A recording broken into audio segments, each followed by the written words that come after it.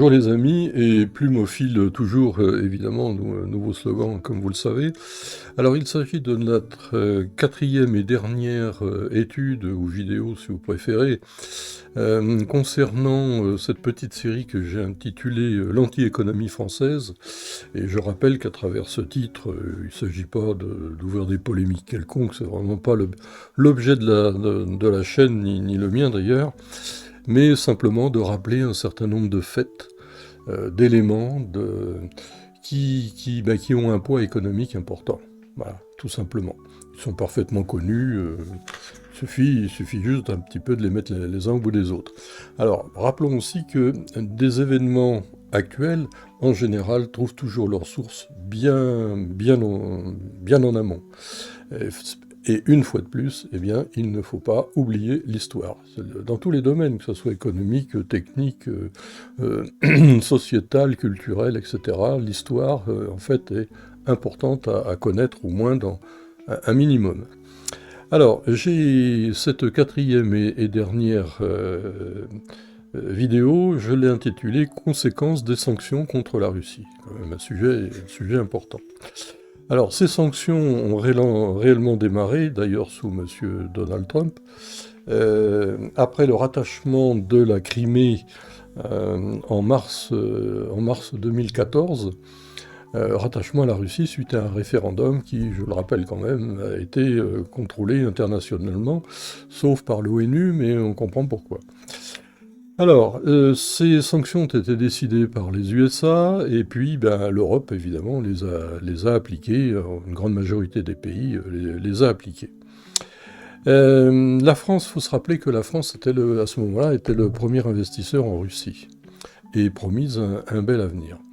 Il y avait de bonnes relations avec la Russie.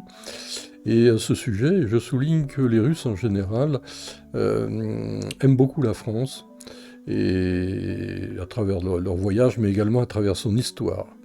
Bon, c'est le pays de la mode, c'est le pays de la gastronomie, c'est le pays de la culture, des grands auteurs, etc. Et puis également, je dirais, de la beauté générale de la France. Il y avait un très fort tourisme en France. Voilà. Alors, les conséquences. Dès 2014, on a eu la perte du marché du porc. Or, le marché du porc était important. C'est-à-dire de la France, en exportation, vers la Russie. Et ça, eh bien, je pense que beaucoup s'en souviennent, ça a valu ce qu'on a appelé la crise porcine, avec des retombées économiques extrêmement importantes. Ensuite, il y a eu la perte du marché à l'export, toujours, des fruits, du fromage, du vin, du champagne. Là aussi, un impact très lourd. Et personnellement, j'ai eu l'occasion ces dernières années de boire du vin de Crimée et du vin de la vallée du Don, qui entre autres sont vinifiés par des viticulteurs français. Il y en a un certain nombre qui ont immigré en Russie il y a déjà pas mal d'années et qui font un excellent vin. Et je dirais, quelque part, je l'ai encore sur le palais. Voilà, c'est pour la petite histoire.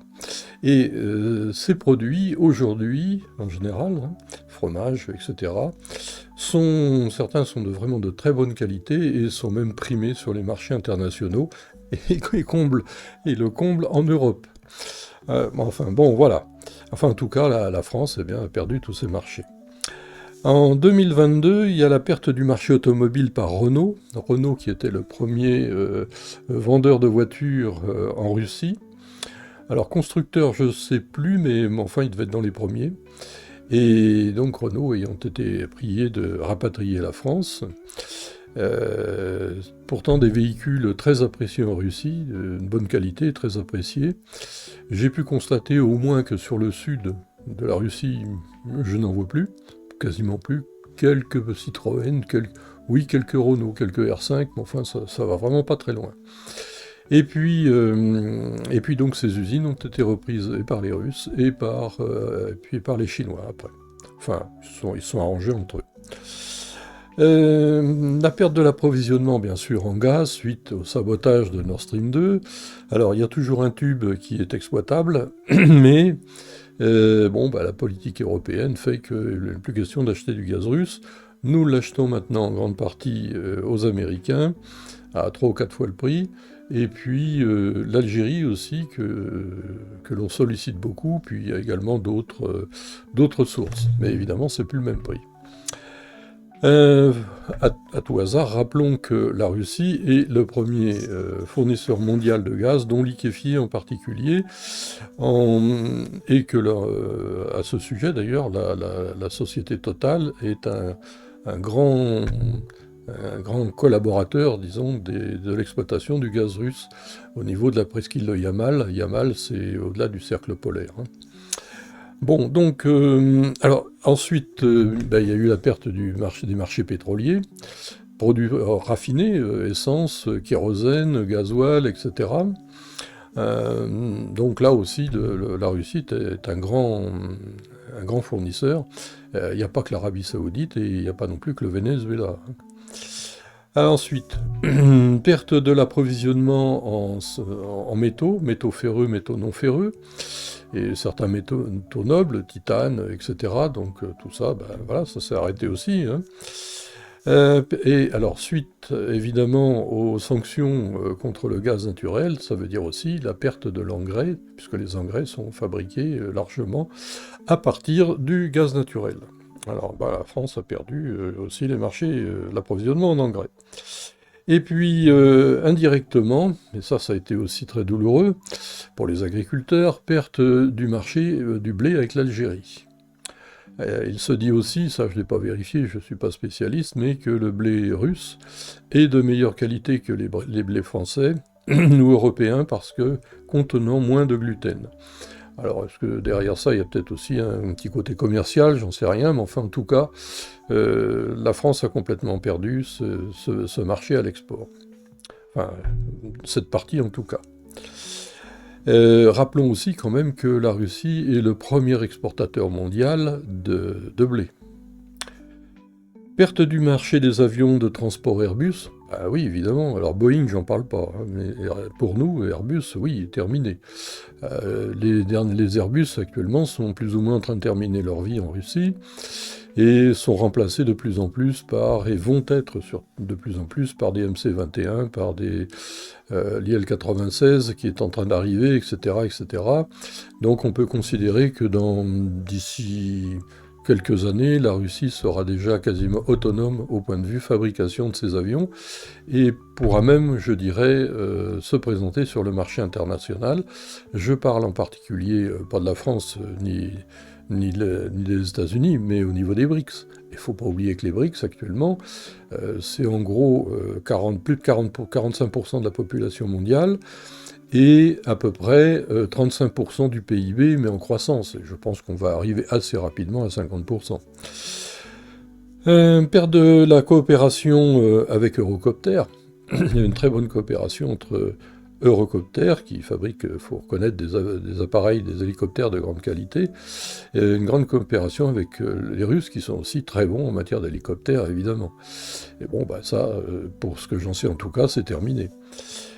Perte des liaisons aériennes directes, alors je pense à Air France, mais il n'y a pas qu'Air France.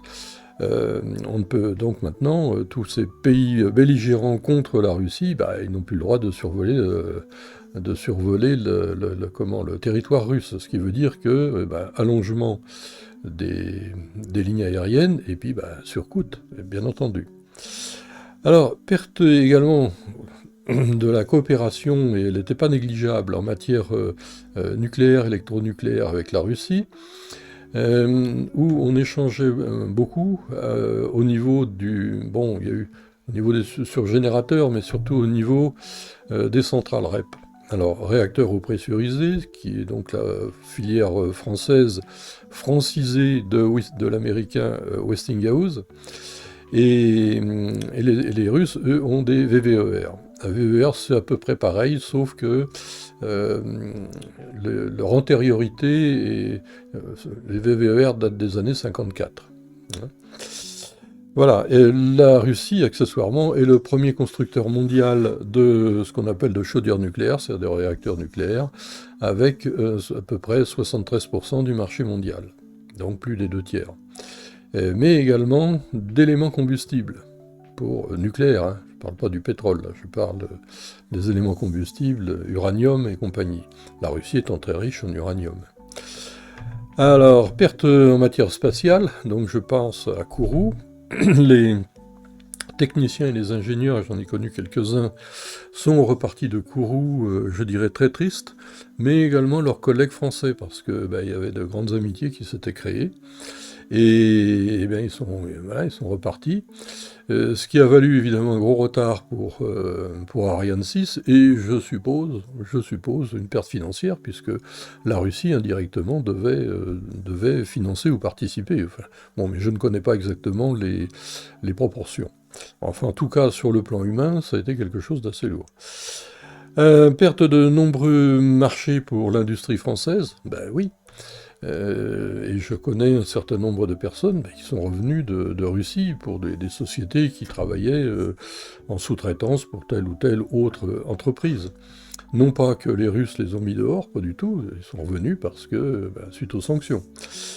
Alors, perte du tourisme russe, qui n'était pas négligeable, en particulier tout ce qui est sur toute la côte sud de la France, en partant de Menton, d'ailleurs aller visiter le cimetière russe à Menton par exemple, donc de Menton quasiment jusqu'à Perpignan, hein. Et puis également sur la côte atlantique. Tout ça, ça s'est arrêté, bien sûr. Alors, on a dit que c'était les oligarques russes, donc sous-entendu évidemment des mafieux et compagnie. Bon, il y en a sûrement, mais je pense qu'il y a les mêmes à l'ouest, hein. Bon, ça c'est autre chose. Et puis, à titre subsidiaire, c'est l'arrêt du Riviera Express, c'est-à-dire le train rapide qui partait de Moscou 2 fois par semaine jusqu'à, je ne sais même pas si c'est pas Saint-Pétersbourg d'ailleurs, c'est long, hein, jusqu'à Nice. Donc ça mettait, je crois, 2 jours et demi, quelque chose comme ça. Bon, là aussi terminé. Alors, donc il ne s'agit pas de, voilà, je le rappelle, de faire un réquisitoire, c'est pas du tout ça, mais simplement de lister un certain nombre d'événements qui ont un coût évidemment extrêmement important pour la France. Et voilà. Donc on n'ira pas plus loin, on peut rentrer dans des histoires politiques, savoir qui a raison, qui a tort, non, c'est pas ça.